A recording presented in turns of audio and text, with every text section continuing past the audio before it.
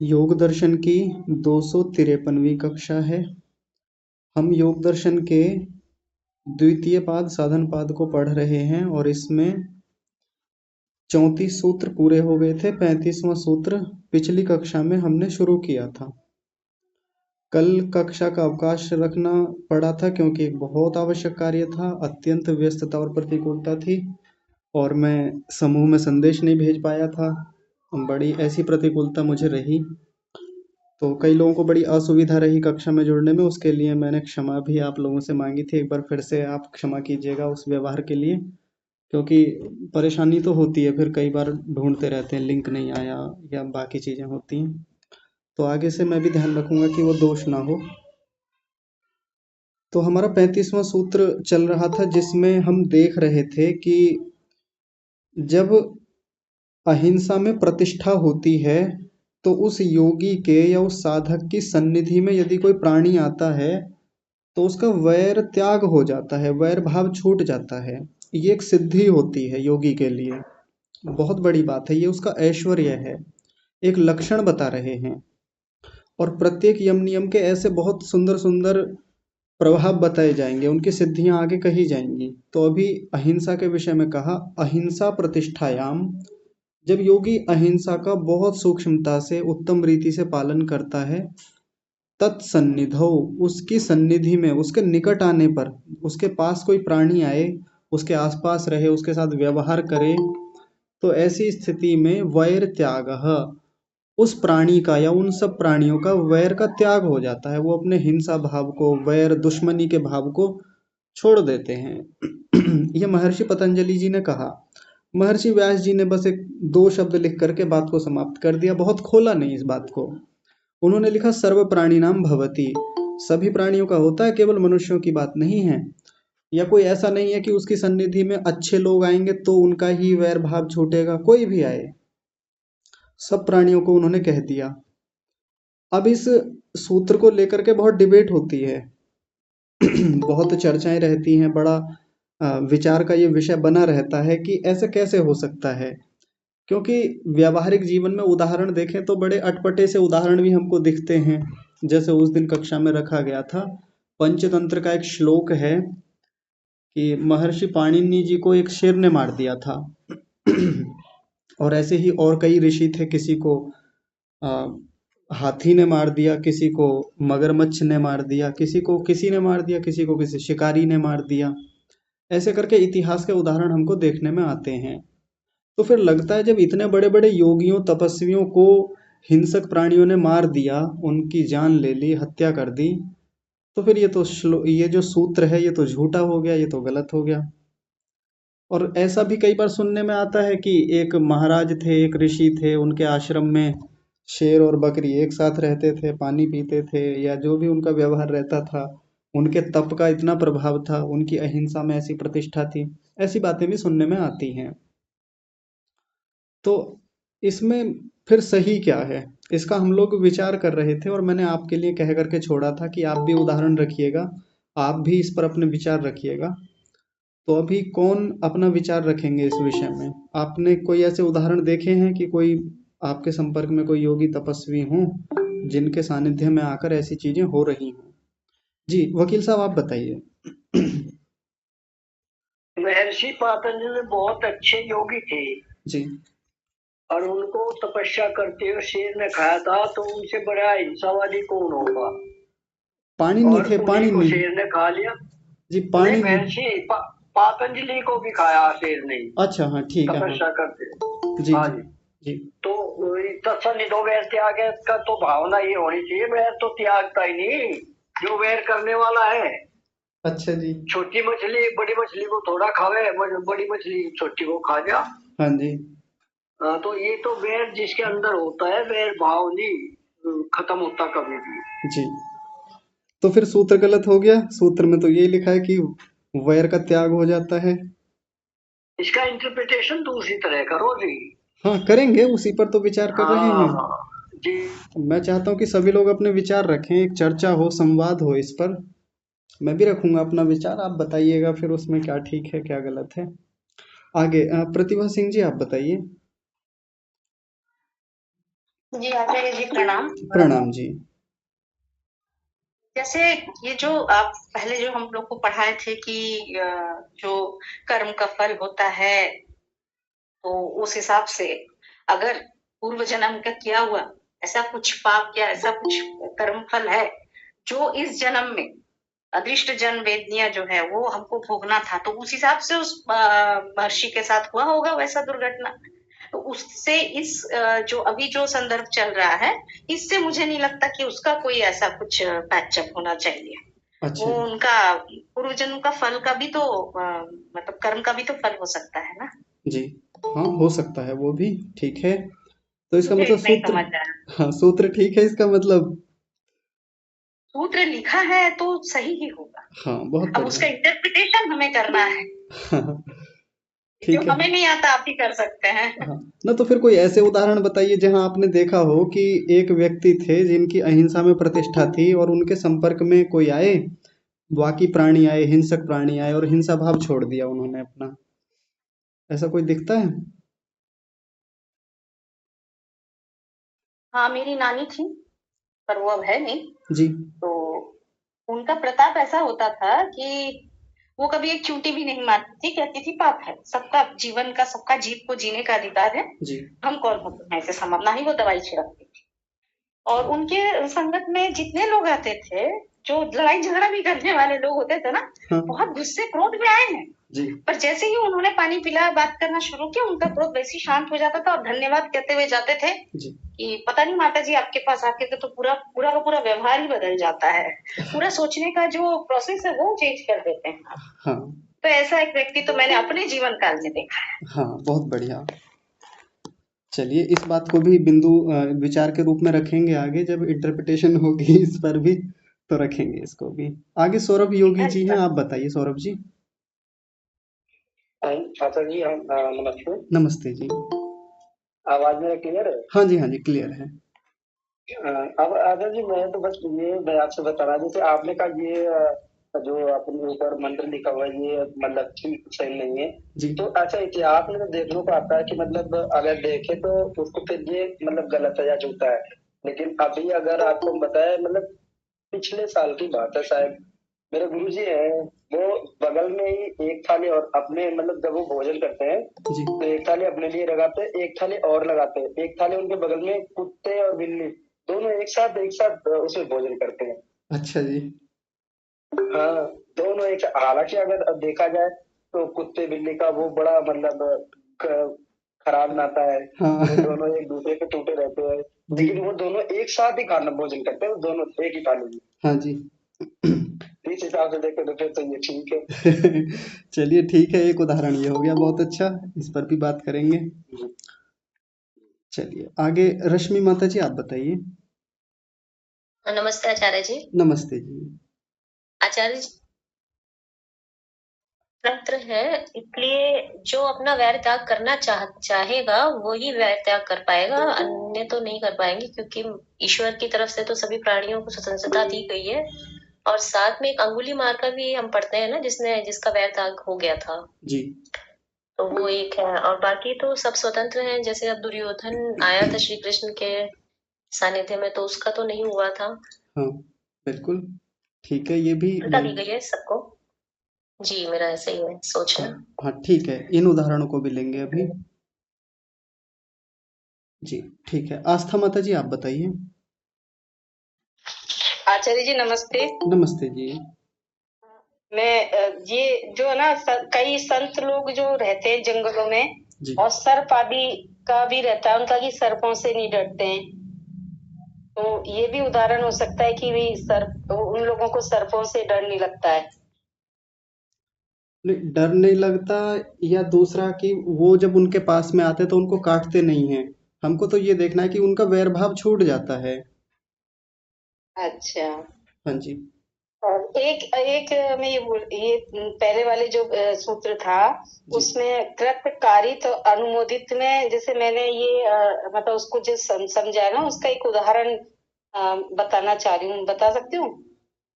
अ, विषय से संबंधित हो तो बताइए, क्योंकि अभी विषय हाँ हमारा। मतलब इसी से, इसी हाँ। ये जो उसका जो उदाहरण मेरे मन में आ रहा था उस दिन, जी तो बता नहीं पाई थी। जैसे कि कृत का मतलब कि कोई व्यक्ति यदि पैरालिसिस पड़ा हुआ है बिस्तर में, है ना, जी अब वो उठ भी नहीं सकता है, लेकिन उसके मन में भी ये हिंसा आ गई कि मैं इस व्यक्ति को, जिससे मेरे दुश्मनी है, इसको मैं मार के आता हूँ, बिल्कुल मतलब बिल्कुल मार के आता हूँ, इसको चाकू घोंप के आता हूँ। तो वो चाहे वाली कुछ करके नहीं आएगा, लेकिन उसको वो कृत वाली सजा उसको मिल जाएगी, है ना। जी और जैसे कारित का कि जैसे किसी को आपने बताया था सुपारी वाला, कि किसी को भी बोला कि चल तू उसको थप्पड़ मार के आ या उसको वो करके आ, तो वो कारित वाली उसको सजा मिल गई। जी और अनुमोदित का जैसे कि जो भीष्म पितामह थे, तो वो द्रौपदी का जब चीर हरण हो रहा था, तो उनके सामने वो सब कुछ हो रहा था और वो चुप खड़े हुए थे, जी है ना, कौरवों के मुंह में, तो वो उनको अनुमोदित कर्म लग गया। जी हाँ ठीक है। ऐसा ऐसा मतलब है ना, तो ये सही है। हाँ वो ठीक है, पर यहाँ जो हमारा विषय चल रहा है इससे इसका कोई कनेक्शन तो मुझे दिखा नहीं माता जी। नहीं कर बता रही हूँ, मैंने बोला था भी कि पहले वाले सूत्र के बारे में। ठीक है वो ठीक है, लेकिन ध्यान रखिएगा, मैंने पहले भी कहा आपसे कि जो विषय चल रहा है उसको बताइए, उसको तो हम चर्चा करते ही रहते हैं, मैं शंका समाधान का विषय रखता हूँ, तब आप रखिएगा ऐसे विषयों को। बहुत अच्छा अच्छा। अच्छा अच्छा हाँ आपका विश्लेषण बहुत अच्छा है, वो ठीक है जो आपने बोला है। अच्छा। जी चलिए। वो भी मैंने दूसरे दिन क्लास नहीं ली थी ना, तो इसलिए मेरे को रह गया था। अच्छा जी हाँ ठीक है। हाँ ठीक है, धन्यवाद। जी संतोष माता जी आप बताइए। नमस्ते आचार्य जी। नमस्ते जी। आचार्य जी, मैं एक बार स्वामी रामदेव जी के शिविर में गई हुई थी, जी तो प्रोग्राम चल रहा था, मंच पर जब बैठे थे वो, जी तो एकदम वहाँ कहीं से एक बंदर आ गया, जी उनके मंच पे उनके पास ही आ गया, तो उसने माइक उठा लिया बंदर ने। जी तो स्वामी जी कहते ले भाई तू ही बोल ले। हाँ, स्वामी जी बैठे रहे वहां पे, कल बंदर ने कुछ नहीं कहा, थोड़ी देर में माइक छोड़ के चला गया। अच्छा जी। तो इस बात को कह करके आप क्या सिद्ध करना चाहते हैं?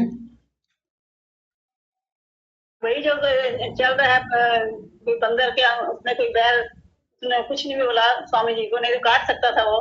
हाँ ठीक है। चलिए बंदर का तो इतना वैर नहीं होता मनुष्यों से, पर हाँ होता भी है कई बार, वो भी देखते हैं, बड़े हिंसक बंदर होते हैं। और आचार्य जी, हाँ हमारे रिश्तेदार को एक बंदर ने काट लिया था, जी तो उसकी तो मृत्यु हो गई थी। अच्छा जी।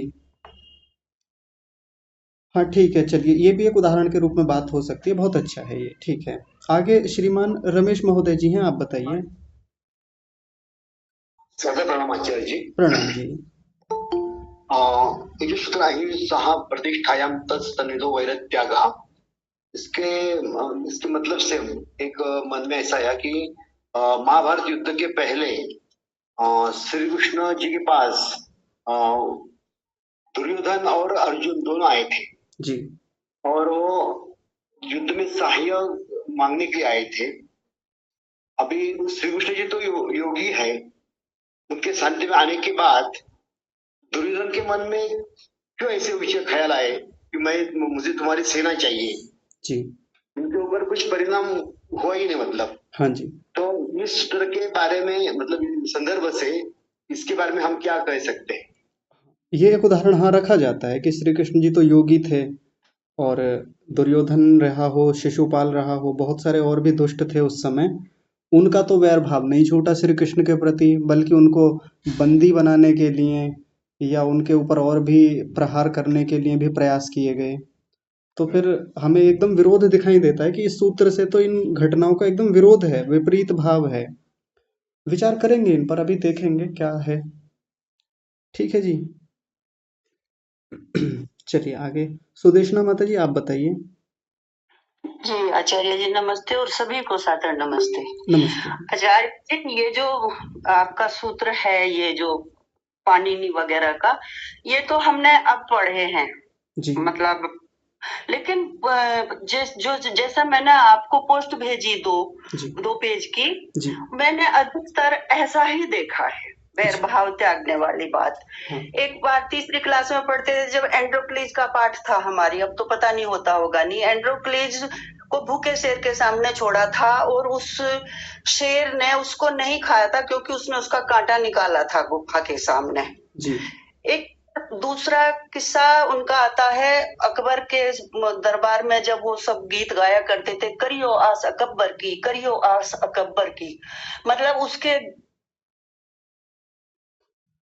तो एक गंग कवि थे, गंग कवि ने उस गीत को उसके अपोजिट में गा दिया जी कि प्रभु की आस करो, अकबर टकबर कुछ नहीं होता। जी जी तो उसको हाथी से कुचलवाने का आदेश दे दिया था, लेकिन उस हाथी ने उसे कुचला नहीं था।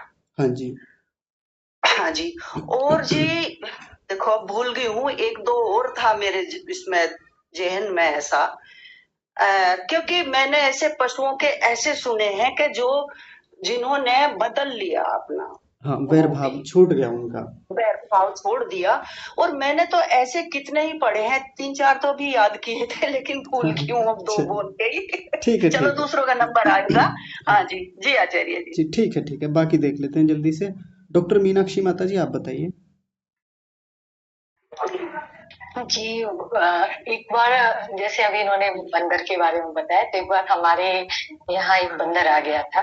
जी तो मेरी बच्ची एक बनाना लेके गई कि बंदर भूखा होगा, उसको बनाना खाने दिया, उसने खाया नहीं, वो 1-2 खाया, बाकी फेंक दिया, बट वो चीजों को डिस्ट्रॉय कर रहा था। जी तो मैं उसे डांटने जैसा कुछ बोली, वो बिल्कुल अटैक करने वाला था, तभी मेरे हस्बैंड एक क्रिकेट बैट लेके आए, तो वो तुरंत भाग गया। हाँ जी हाँ, बच्चों के साथ बहुत पैर देखा है। भाव कि प्यार से भी नहीं माना, उसको डांट से ही मनाया गया। हाँ जी और वो मेरे डांटने से नहीं माना, जब तक वो देखा कि यार भी मस्कुलर है, ये मार सकता है, तभी वो भागा है। हाँ जी इसलिए मुझे तो लगता है कि भय बिन हो न प्रीति वाला बात है। हाँ ठीक है, वो चलिए एक अलग संदर्भ भी है, पर जो रखा है बच्चों के बारे में, बच्चों के भीतर हिंसा का भाव नहीं होता, तो ज्यादातर कई बार सांप भी उनके पास आ जाए तो कुछ नहीं कहता, या बड़े बड़े हिंसक प्राणी भी आते हैं तो उनका एक वैर भाव होता नहीं बच्चों के प्रति। ठीक है, बहुत हाँ बढ़िया। जी, वो जैसे उसने बच्ची पे नहीं अटैक किया, हम बच्ची। हाँ जी बिल्कुल, जी सही कह रहे हैं आप। आगे विजयलक्ष्मी माता जी, आप बताइए। जी आचार्य जी, सादर नमस्ते। नमस्ते जी। आचार्य जी, कई घटनाएं ऐसी हैं। एक तो बचपन में वो डाकू अंगुलीमाल की कहानी सुनी थी, जी जो लोगों की उंगलियां काट के माला पहनता था, और शायद बुद्ध जी के समय की बात है। जी और बुद्ध जी के दर्शन होने से वो बदल गया था। हाँ और दूसरी घटना तो हमारे सामने बहुत ही अच्छी और शायद सभी जानते होंगे, स्वामी श्रद्धानंद जी की है, जो कि स्वामी दयानंद जी के सामने गए तो बहुत ही बिगड़े हुए थे, सारे ही कुकर्म थे उनके, मतलब वो कुकर्मों में लिप्त थे वो। जी लेकिन स्वामी दयानंद जी के सानिध्य में आने से वो उनका पूरा जीवन ही बदल गया। जीवन बदल गया वो अलग बात है, हिंसा तीसरी छूटी। हिंसा का भाव लेकर गए थे क्या? आध्यात्मिक बन गए तो आवाज कट रही है माता जी, आवाज आ रही है आपको मेरी? तीसरा एक और उदाहरण है आचार्य जी, कि मेरी गली में बहुत सारे कुत्ते हैं, जो तो वो कुत्ते वहाँ पे चौराहे पे बैठे रहते हैं। हम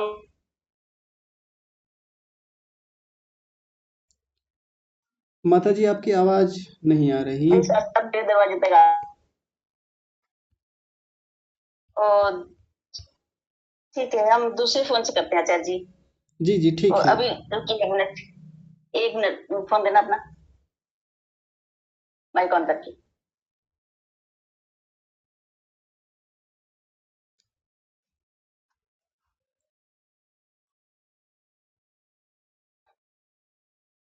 आचार्य जी किसी और का ले लो इतने, हाँ जी बाद में हो जाए। जी हाँ जी। मीना माता जी, आप बोलिए। आचार्य जी, मेरा ये कहना है कि जैसे किसी भी योगी के पास रहने से हमारा वैर भाव छूट नहीं जाता, बल्कि उसके आचरण को हमें अपने जीवन में उतारे, तब जाके हमारा वैर भाव छूटता है। जैसे कि रामायण में आता है कि ऋषि मुनि पास रहते थे राम जी के पास, या पशु पक्षी भी जो लगातार उनके पास रहते हैं, तब हमारा वैर भाव छूट सकता है। उनके आचरण के अनुसार हम अपना आचरण बनाए तब छूट सकता है। जी जी, बहुत सुंदर, बहुत बढ़िया। ये भी एक बिंदु बोला जाता है इसी में, ध्यान रखेंगे, इस पर भी चर्चा करेंगे। बहुत बढ़िया आपने बात रखी। विवेक वशिष्ठ जी, आप बोलिए। नमस्ते सर जी। नमस्ते जी। अच्छा जी, ये जो सूत्र है ये ठीक ही लगता है जी और इसके पक्ष में तो बहुत सारे विचार आ चुके हैं। जी जो विपक्ष में है, एक तो पाणिनि जी का है जी और ये जो पतंजलि जी का है, तो इसमें है कि वैर भाव जो हमारा दूर हो जाता है। तो ऐसा हो सकता है कि शेर को भूख लगी हो, वैर नहीं है, खाना सामने रखा है तो खा लिया। हाँ जी और दूसरा श्री कृष्ण जी का जो रखा जाता है, तो उसमें है कि जब तक वो उनके सामने है तभी तक ऐसा रहता है।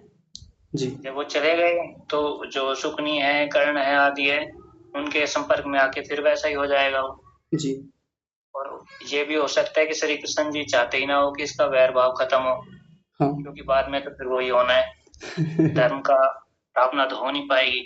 जी और तीसरा जो अपने पर्सनल बता रहे हैं, जो भी अपने आसपास के, तो ये सूत्र योगियों के लिए है। हाँ तो इनके आसपास की जो घटनाएं हैं, इनको तो इसमें काउंट नहीं कर सकते हम। हाँ जी, बिल्कुल। यानी जितने जी लोगों ने अच्छा। भी उदाहरण रखे वो सामान्य लोगों के उदाहरण रखे हैं, उनमें योगी तो नहीं है या अहिंसा में प्रतिष्ठित नहीं है। हाँ, कुछ लोगों ने रखा है, जैसे बच्चे का रखा माता जी ने, या उन्होंने अपनी दादी जी का या किसी का रखा था, तो उन्होंने ये भी कहा कि उन्होंने चींटी तक को कभी नहीं मारा अपनी ओर से। हाँ, इतने अंशों में अहिंसा होती है, और जितने जितनों अंशों में अहिंसा प्रतिष्ठित होती है, व्यक्ति की अच्छी स्थिति बनती है, तो उतने उतने अंशों में हम व्यावहारिक जीवन में खूब देखते हैं कि उसके संपर्क में यदि हिंसक व्यक्ति आए, वैर भाव लेकर के आए, तो वैर भाव छूट जाता है। करेंगे इन सब पर भी चर्चा। नीति माता जी, आप बताइए। नमस्ते आचार्य। नमस्ते जी। तो कुछ को ठोस उदाहरण तो मेरे पास नहीं है, लेकिन मेरे दादाजी बात किया करते थे हमको कि कोई स्वामी जी थे, नाम नहीं बताया था, ऐसे जंगल में योगी थे, तो किसी सिंह बीमार हुआ, उसका पांव घायल हो गया था। जब भी आता था वो रोज उनके सामने आके बैठ जाता था जी और वो दवाई करते थे। तो ऐसे उदाहरण वैसे दिए थे, लेकिन हमने कहा ऐसे देखे नहीं है। लेकिन इसके बारे में मेरा चिंतन ऐसा है कि जो प्राणियों में जो हिंसा होती है वो तो ईश्वर के द्वारा दी गई है ना, उसे ये इसको हिंसा नहीं कह सकते, क्योंकि हिंसा के द्वारा वो दूसरे प्राणी को मारना, और वो दो ही कारण के से करेगा, या तो उसको भूख लगी होगी तभी करेगा जी या तो उससे किसी के सामने भय होगा कि ये मेरे अस्तित्व पर हमला करेगा, ऐसा कुछ होगा तभी वो हिंसा करेगा। बाकी ऐसे हिंसा नहीं करेगा, क्योंकि हम ये अपने देखते हैं आदि सब जब भूखे होते तभी शिकार करते, बाकी तो वो बैठते हैं तो आगे हिरण बिरण सब ऐसे खाना खाते होते, कोई ऐसा उसको रहता नहीं, जंगल में भी सब ऐसे रहते हैं जी तो जब हिंसा वो करते हैं तब उनको भूख लगी होगी, तभी वो नहीं देखेगा कि ये कौन है सामने वाला। और एक हमें जो सत्संग में सुना था आचार्य विश्वमित्र था कि जब जहाँ अहिंसा की भावना तीव्र होगी, जहाँ जो भावना तीव्र होगी उसका लेवल, उसका प्रभाव ज्यादा पड़ेगा, जी उतनी ज्यादा प्रतिष्ठित होगी, उतने सामने वाले में हिंसा का भाव जो लेवल कम होगा तो वो कम असर करेगी। जैसे कि भूख लगी होगी तब सिंह में के या कोई भी प्राणी में हिंसा का भाव एकदम प्रबल लेवल पर होगा तो वो नहीं सोचेगा, लेकिन भय के बारे में के कोई अलग संजोग होगा तभी जो योगी के हिंसा प्रतिष्ठित है उसमें भी अभय का भाव होगा। जब भी कोई भी योगी अहिंसा प्रतिष्ठा होती है तो उसको अभयता भी आती है, वो सामने वाले में भी अभयता ही देखेगा जी तो सामने वाला प्राणी भी उसमें अभयता का दर्शन करेगा जी तो वो अपने आप उसकी हिंसा कम हो जाएगी। तो मैंने भी ये अनुभव हमें तो सामान्य रखती है, और मैंने भी ये अनुभव किया है कि जब मैंने क्लास अपने ज्वाइंट किया था, उसके बाद जो हमने वृत्तियों पर देखा, और ये पहले हमारे पर बहुत बंदर आते थे तो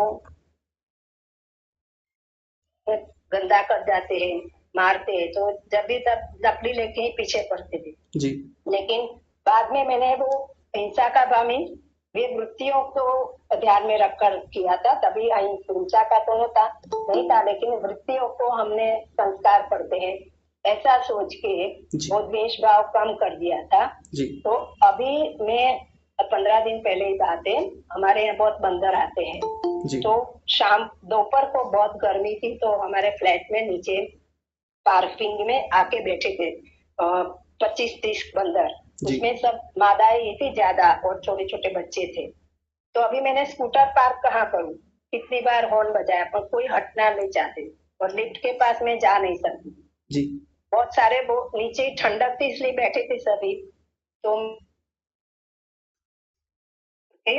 इसके मन में ऐसा ही भाव रखा कि यार गर्मी है, आपको भी गर्मी ठंडक चाहिए, आप बैठे रहो, मेरे को कुछ नहीं है। तो मैं ऐसा ही ठंडा सोच के वो बंदर ने भी मेरे मादा जो बंदर से छोटा बहुत बच्चा था 2-3, तो उसने मेरे सामने देखा, तो मैंने भी उसी भाव से मैं निकल आई, तो कुछ नहीं किया। लेकिन जो पहले जो बंदर के सामने में हम वही भाव रखते थे, तो वो सामने चिचियारे करते थे और हमला करने का प्रयत्न करते थे। जी तो ऐसा मैंने महसूस किया कि जब हम थोड़ी भी अपने भाव होते तो वो सामने वाला प्राणी समझ जाता है। हाँ जिस भाव की तीव्रता होगी उसका प्रभाव होगा। जी ठीक तो ये है। पाणिनि को जिसको मारा है, तो तभी हो सकता है कि वो उसको भूख लगी हो, तभी उन्होंने शिकार समझकर मारा। हाँ जी बाकी ये सूत्र तो सही है उसकी जगह पे। जी जी ठीक है। धन्यवाद। हाँ चलिए, आप लोगों ने जिसने भी ये उदाहरण रखे हैं, व्याख्या रखी है, इनका विश्लेषण करते हैं अब संयुक्त मिला करके। महर्षि कह रहे हैं अहिंसा प्रतिष्ठायाम तत्सन्निधौ वैर त्यागः। पहली बात तो ये बात योगी के विषय में है, जो व्यक्ति अहिंसा में प्रतिष्ठित हो गया है। ध्यान देंगे, अहिंसा में जिसकी प्रतिष्ठा हुई है उसकी बात है। आप में से ज्यादातर लोगों ने जिन लोगों के उदाहरण रखे हैं, सामान्य लोगों के उदाहरण हैं, उनके साथ ऐसा रहा। और जो इतिहास के उदाहरण रखे हैं या दिखते हैं हमको, पहले से पढ़े हैं, वो योगियों के उदाहरण हैं, तो वहाँ मामला एकदम उल्टा दिखता है। वहाँ तो उनके साथ हिंसा हुई है, उनको प्राणियों ने मार दिया, खा लिया ऐसा दिखता है। तो बड़ा अजीब सा लगता है, इसके बारे में बड़ी उलझन सी होती है कि क्या ठीक है। तो पहले एक सामान्य ही उदाहरण ले लेते हैं। सामान्य, अभी सूत्र पर नहीं जाएंगे और अभी योगियों की बात नहीं करेंगे, सामान्य रूप से। जैसे अपने घर गृहस्थ का ही उदाहरण ले लीजिए। मान लीजिए कोई व्यक्ति है, उसकी किसी से लड़ाई है, द्वेष है, झगड़ा है। अब वो अपने घर में बैठा हुआ है और वो सोच रहा है कि घर पे आएगा वो सामने वाला व्यक्ति, घर आएगा तो इस बार खूब सुनाएंगे उसको, खूब डांटेंगे, खूब लड़ाई झगड़ा करेंगे, बहुत नुकसान किया है, बहुत ये किया है। मन में खूब वैर भाव रखा हुआ है उसके प्रति, बहुत सारी बातें सोच के रखी हुई हैं, ये कहेगा तो ये बोल दूंगा, ये कहेगा तो ये बोल दूंगा, ऐसे करके वो उसके मन में विचार चल रहे हैं। लेकिन जिस व्यक्ति से द्वेष है वो सज्जन व्यक्ति है, यानी अहिंसा का पालन करता है, अहिंसा में प्रतिष्ठित है, ऐसी बात नहीं कह रहा हूं मैं, यानी अहिंसा का पालन करता है, ठीक ठाक अहिंसा है उसके जीवन में।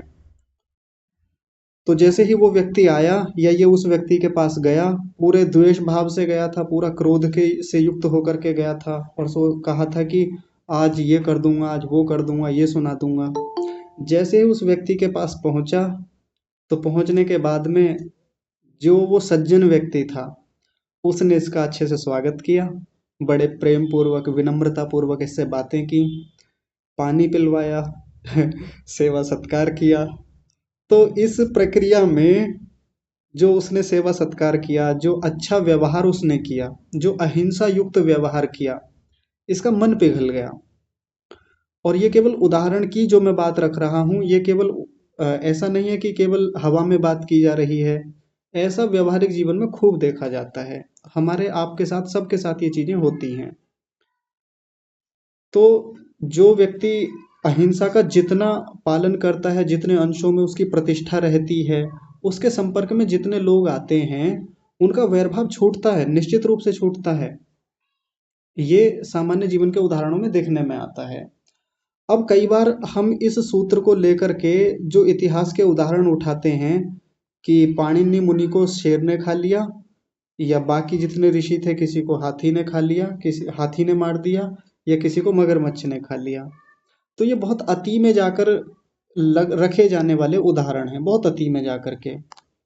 और कई बार इसको बहुत हल्के उदाहरण दिए जाते हैं, जैसे आप लोग भी रख रहे थे, कह रहे थे उनके संपर्क में बंदर आया, उनके संपर्क में एक ऐसे नेवला जा रहा था वहां से और पास से निकल गया, उनके बिल्कुल पास से होकर के, और कुछ नहीं कहा उसने। तो कई बार हम ऐसे सूत्रों में ऐसे ऐसे छोटे छोटे उदाहरण रख के सूत्र की जो वास्तविकता है, जो उसका वो सिद्धि बताना चाह रहे हैं, सिद्धि सूचक ये सूत्र है, ध्यान से समझेंगे तो उसका जो मूल भाव है वो भी बहुत हल्का पड़ जाता है। या तो बहुत अति में जाकर के उदाहरण लेके आएंगे कि उनको उन हिंसक प्राणियों ने मार दिया, या अमुक योगी थे उनके ऊपर उनके शत्रुओं ने पत्थर बरसाए, उनको ऐसे करके मार दिया, उनकी ऐसे हत्या कर दी, उनके ऊपर सांप फेंके गए, उनको जहर पिलाया गया। खूब हुए इतिहास में, ऐसे लोग भी हुए, ऐसे भी उदाहरण रखेंगे और इस सूत्र को गलत साबित करने का प्रयास किया जाता है। बहुत सारे लोग इसको गलत साबित करते हैं, या उदाहरण ऐसे लेकर के आएंगे हल्के तो उस स्थान पर सूत्र का जो मूल भाव है, जो वो बताना चाह रहे हैं, जो सिद्धि बताना चाह रहे हैं, वो सिद्धि सिद्धि ना होकर के बहुत हल्का सा रह जाता है। वो तो किसी के साथ भी हो जाता है, छोटे बच्चों के साथ हो जाता है, जिनकी अहिंसा में भी प्रतिष्ठा भी नहीं हुई है, उनके सामने कोई सांप आकर के निकल गया, गोदी में से निकल गया। और कितनी बार ऐसे होते हैं कि हम सो रहे थे रात में, जो लोग ग्रामीण पृष्ठभूमि से हैं वो बहुत अच्छे से जानते हैं कि खेत में काम कर रहे हैं, पेड़ के नीचे सो गए, सांप देखा तो सांप बराबर में ही लेटा हुआ था, सांप ऊपर आके लेट गया, कई बार खूब होता है ऐसे। वहीं काम कर रहे थे, वहीं कोई हिंसक प्राणी नेवला आ गया, बाकी आ गया, वो निकल रहा था, तो हम कह देते हैं देखो ये तो सामान्य बात है, ये तो किसानों के साथ खूब होता है। तो सूत्र में ऐसी कौन सी महान बात लिख दी, ऐसी कौन सी बड़ी बात लिख दी। तो इन दोनों चीजों को ध्यान में रखेंगे। दरअसल ये सूत्र एक सामान्य व्यवहार वाला है, इसमें मध्य का रास्ता निकालना पड़ता है हमको, बीच का रास्ता। बहुत अति में जाकर के जो वो उदाहरण हमने रखे हैं, इतिहास के उदाहरण हैं, जिसमें उन महान योगियों को, उन तपस्वियों को हिंसक प्राणियों ने मार डाला तो उसमें हम विचार करेंगे कि जिन शेर ने या हाथी ने या बाकी मगरमच्छ ने खाया तो उनका वैर भाव क्या था। एक बार विचार करके देखिए, उनका वैर भाव क्या रहा होगा इन ऋषियों के प्रति। वैर भाव किसी भी व्यक्ति का तब बनता है जब सामने वाले को इस योगी से या इस सज्जन व्यक्ति से खतरा हो। या तो इन्होंने महर्षि पतंजलि, पाणिनि या जो भी हैं, इन्होंने खतरा पहुंचाने का प्रयास किया हो, शेर को कुछ नुकसान पहुंचा रहे हों, जबकि हम मान नहीं सकते कि ऐसा तो नहीं किया होगा, ऐसे तो इन्होंने कोई अटैक नहीं किया होगा शेर के ऊपर, मगरमच्छ को ऐसे तो परेशान नहीं कर रहे होंगे। क्योंकि जितने भी हिंसक प्राणियों को हम देखें, अभी नीति माता जी बता रही थी कि ये प्राणियों को जो भाव दिया गया है, जो इनकी व्यवस्था है, जो इनका जीवन है, वो परमात्मा ने बनाया ही ऐसा है। वो उनकी हिंसा नहीं है, वो उनका हिंसा भाव नहीं होता। उनको जीवन चलाने के लिए ऐसा करना ही होता है। उनके सामने जो आएगा वो उसे मारेंगे ही, और हमेशा नहीं मारते। माता जी ने भी कहा था और ये बात सत्य भी है। अगर शेर का पेट भरा हुआ है, किसी भी हिंसक प्राणी का पेट भरा हुआ है, तो उसके आसपास उससे छोटे, हल्के, कमजोर जीव, शाकाहारी प्राणी खूब घूमते रहते हैं। शेर मजे में लेटे हुए हैं, शेरों का झुंड लेटा हुआ है, आपस में मस्त खा पी करके पड़े हुए हैं। हिरन भी वहीं खेल रहे हैं, खरगोश भी वहीं खेल रहे हैं, खूब देखने में आता है, टीवी में भी हम देखते हैं।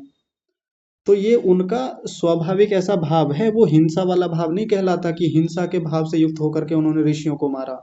उन्होंने जिन ऋषियों योगियों को मारा, जिस भाव से मारा होगा वो भाव रहा होगा भूख वाला भाव। यानी भूख लगेगी तो मारेगा, सीधी बात है। उसमें चाहे सामने योगी हो, तपस्वी हो, सज्जन हो, दुर्जन हो, क्या फर्क पड़ता है। राजा है, अमीर है, गरीब है, कोई अंतर नहीं पड़ता। उसको भूख लगेगी, मारेगा वो निश्चित रूप से। या दूसरी स्थिति ये है, वो तब मारेगा जब उसको खतरा हो सामने वाले से। मान लीजिए कोई योगी है, अब वो बिना बात के, बिना कोई कारण के किसी हिंसक प्राणी को जाकर के मारने लगे, उसको पीड़ा पहुंचाने का प्रयास करे, तो ऐसा जो शेर है या कोई भी प्राणी है, वो अपने बचाव के लिए उसके पास एक डिफेंस मैकेनिज्म है, वो हमला करेगा, निश्चित रूप से करेगा। तो चाहे पतंजलि रहे हों, पाणिनि रहे हों, पिंगलाचार्य रहे हों, या कोई भी ऋषि रहे हों जिनके हम उदाहरण देखते हैं, उन्होंने कभी ऐसे हमले तो कभी नहीं किए होंगे जिनके बदले में इन्होंने मारने का प्रयास किया होगा। तो यहाँ से ये समझा जा सकता है, ये अभी तक मुझे समझ में आता है कि ऐसे वैर भाव उनका छूटा नहीं होगा। बाकी सुदेशना माता जी ने मेरे पास 2 फोटो भेजे थे, जिसमें एक घटना है, एक चर्चा है महात्मा आनंद स्वामी के जीवन की। महात्मा आनंद स्वामी उसमें लिख रहे हैं कि वो एक पहाड़ पर गए घूमने के लिए, किन्हीं साधु के बारे में सुना था, तो वहां जब वो उस पहाड़ पर गए, उनके आश्रम में गए, तो उन्होंने, जो साधु थे, उन्होंने बताया कि महर्षि दयानंद सरस्वती इस चोटी पर, इस पहाड़ी पर आया करते थे, आते थे, उन्होंने यहाँ रह के साधना की, और उन्होंने वो चट्टान भी दिखाई कि इस चट्टान पर बैठकर महर्षि दयानंद सरस्वती साधना करते थे। साधु ने बताया। उन साधु ने तो ऋषि दयानंद को नहीं देखा था, लेकिन साधु के जो गुरु थे उन्होंने देखा था। तो महात्मा आनंद स्वामी उस चट्टान के ऊपर जाकर के बैठ गए, ऐसे ही बैठे थे, विचार कर रहे थे, तो देखा कि इतने में वहां शेर आ गया। ऐसा उन्होंने अपनी घटना में लिखा है। वास्तविकता ख्याति वो तो बाद की बात है, वो अलग विचार की बात है। तो एक शेर वहां आ गया। अब जैसे ही इन्होंने शेर को देखा, तो ये तो भयभीत हो गए, डर गए एकदम से, साधु के पास दौड़ करके गए कि शेर आ गया। तो वो जो साधु थे उन्होंने कहा कि डरो मत, चिंता मत करो, आ जाओ।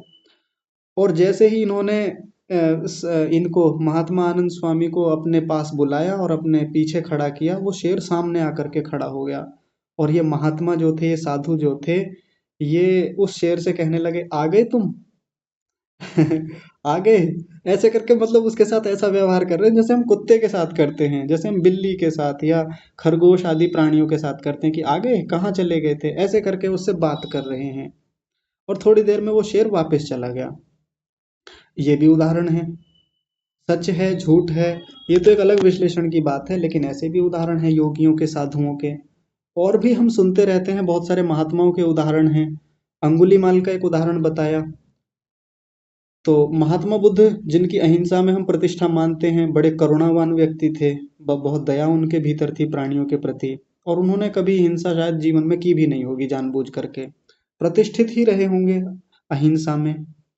तो अंगुलीमाल, जो कि एक पूरे वैर भाव से आया था, इस उद्देश्य से आया था कि आज तो मार करके उनकी अंगुली काट के 1000 या जितना भी उसका संकल्प था कि इतने लोगों की माला, अंगुलियों की माला बना ही लूंगा, और आज अंतिम व्यक्ति ये बुद्ध ही होगा, इसी को ले लूंगा। तो पूरे हिंसा भाव में था, लेकिन वहां कुछ उनके बीच में वार्तालाप हुआ, जो भी वो प्रसंग है, उसके अनुसार उसका वो वैर भाव छूट गया और वो एक सज्जन बना, बहुत साधु व्यक्ति बना बाद में चल करके। ये एक उदाहरण अंगुलीमाल का भी मिलता है, और भी बहुत सारे ऐसे उदाहरण हमारे जीवन में हैं। तो जो सामान्य जीवन के उदाहरण हैं, सामान्य लोगों के उदाहरण हैं, वहां से लेकर के देखें, और बड़े बड़े साधु महात्माओं तक के भी उदाहरण देखें, वहां सब जगह ये चीजें मिलेंगी। अति में जाकर के जो वो हम उदाहरण देखते हैं जहां हिंसक प्राणियों ने मारा, वो उनका हिंसा भाव नहीं है, और वो छूटेगा भी नहीं। साधु छोड़िए, भगवान भी स्वयं आ जाएंगे, तब भी उनका वो भाव नहीं छूटेगा। हालांकि भगवान आते नहीं है, लेकिन मान लीजिए भगवान भी सामने आके प्रकट हो जाए, तब भी उन हिंसक प्राणियों का तो छोड़ दीजिए। यदि कोई व्यक्ति हिंसा भाव लेकर के खड़ा हुआ है, अगर वो अपने कारण से हिंसा भाव लेके बैठा हुआ है, अपना लोभ है उसका, अपने खुद के स्वार्थ के वशीभूत होकर के आया है, जैसे शिशुपाल है, जैसे दुर्योधन है, बाकी लोग हैं, तो उसके सामने चाहे श्री कृष्ण है, चाहे महर्षि पतंजलि है, पाणिनि है, कोई भी बड़े से बड़े आचार्य हैं, श्रेष्ठ व्यक्ति हैं, विदुर हैं, कोई भी है, उनकी बात फिर वो मानेगा नहीं, उसका वैरभाव छूटेगा नहीं। इसलिए हमको इस सूत्र का इतना ही अंश लेना चाहिए, उतने अर्थों में ही समझना चाहिए जितना ये बताना चाह रहे हैं। तो बहुत अति में जाकर के हम देखते हैं, या कई बार लोग ऐसे करके इन पर प्रयोग करके देखते हैं। जैसे मान लीजिए, मैं एक उदाहरण के रूप में बात रखता हूँ, आप थोड़ी कल्पना कीजिएगा। जैसे कई बार बड़े सनकी राजा होते हैं, सनकी राजा मतलब उनका दिमाग अलग ही तरीके से काम करता है, अलग तरीके से चलता है। जैसे कई बार एक एक घटना हम सुनते हैं, पहले घटना सुना देता हूँ, फिर उसमें मैं अपनी बात रखूंगा इसमें।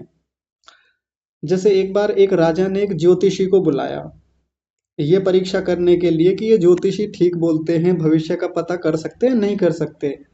तो ज्योतिषी को बुला करके पूछा, ज्योतिषी जी आप ये बताइए, आप कब तक जिंदा रहेंगे, आपका जीवन कब तक का है। तो उन्होंने ज्योतिषी ने कहा, महाराज अभी तो मेरा कई साल हैं, अभी तो कई साल जीवित रहूंगा मैं। तो राजा ने अपने एक सैनिक को आदेश दिया कि चलो आज परीक्षण करके देख लेते हैं इस बात का।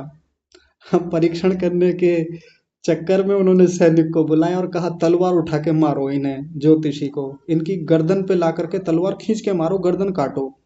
अगर ये ठीक बोल रहे हैं, इनके ज्योतिष में ऐसा लिखा है कि ये कई साल बाद मरेंगे, तो कुछ नहीं होगा, ये बच जाएंगे।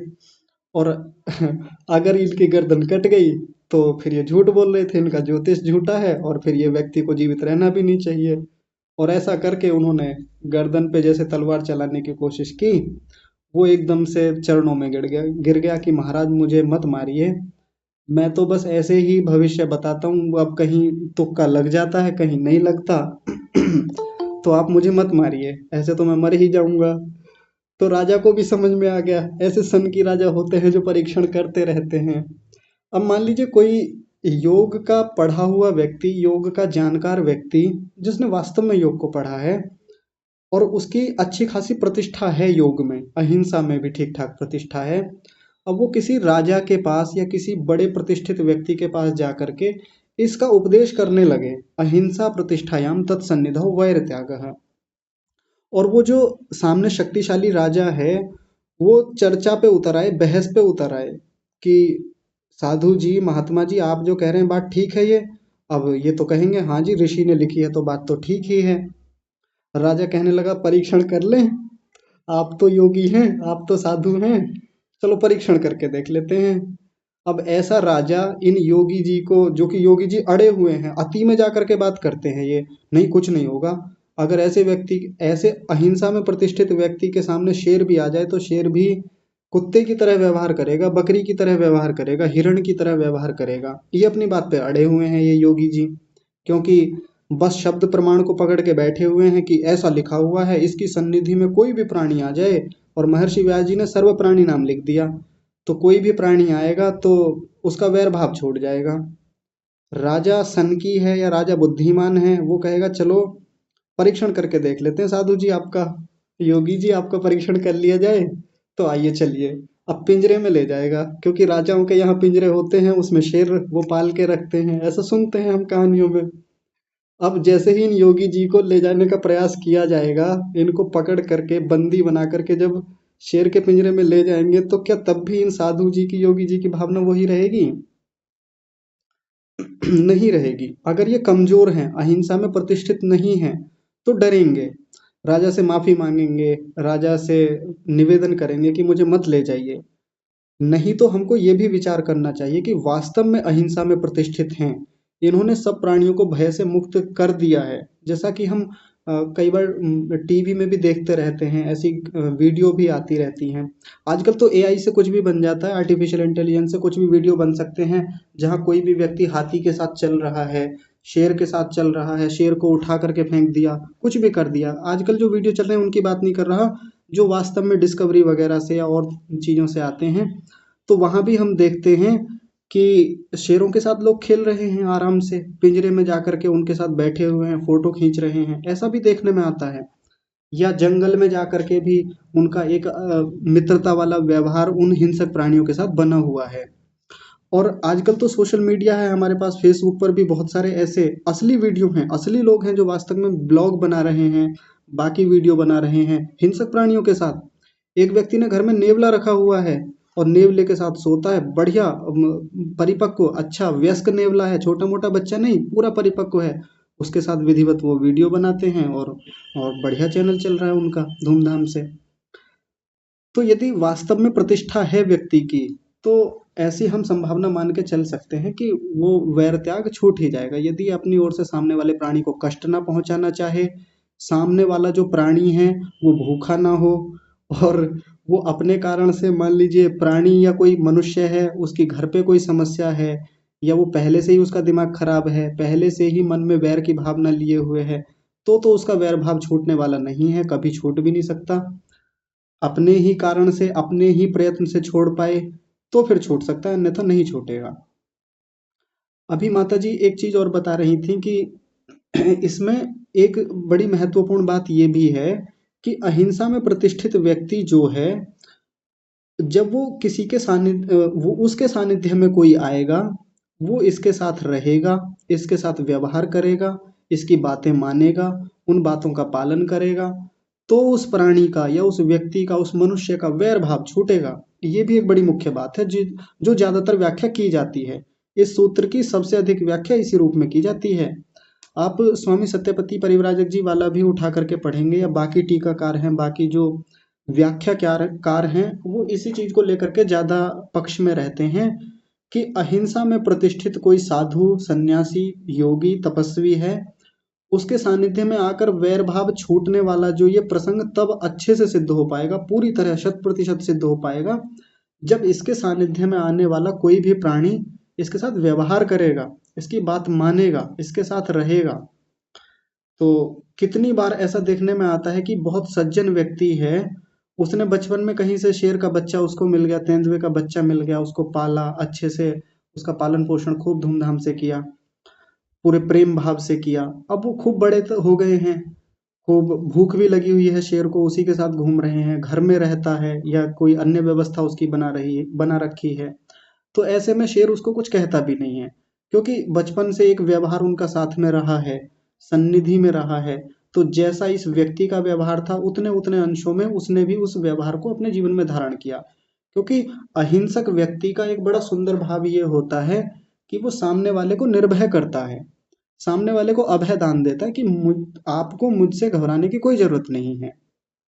ये व्यक्ति, इसके संपर्क में जितने भी प्राणी रहेंगे, मनुष्य रहेंगे, उनके मन में ये भाव हमेशा बना रहता है कि मुझे इस व्यक्ति से कोई खतरा नहीं है, मुझे इस व्यक्ति से कोई द्वेष तो नहीं होना चाहिए, मैं क्यों द्वेष करूं इस व्यक्ति से, इसने मेरा क्या बिगाड़ा है, या मैं कुछ कर भी दूं इसके साथ तो ये उल्टा मुझे कुछ करेगा नहीं।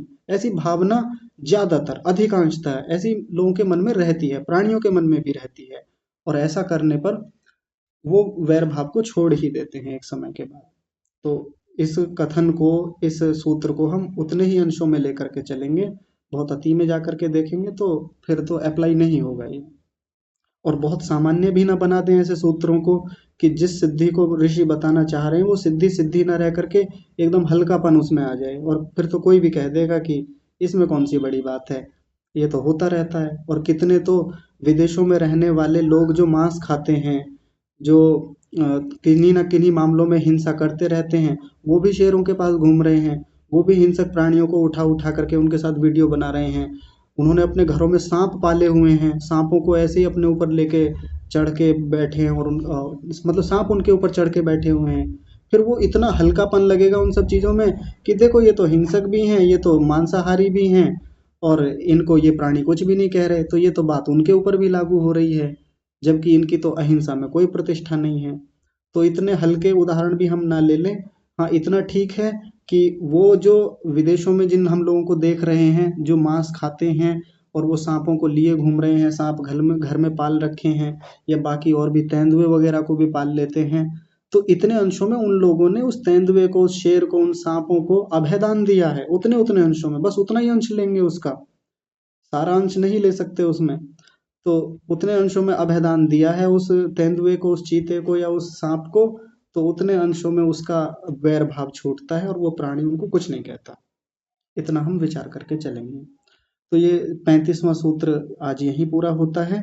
मुख्य बात ये है, इतिहास के जो भी उदाहरण हैं वो एक अलग बात है, हम अपने व्यवहारिक जीवन में स्वयं टटोल करके देखें। कई बार इन सूत्रों को लेकर के बहस खूब होती है, ध्यान से समझिएगा, बस मैं इसको समाप्त कर रहा हूँ जल्दी से।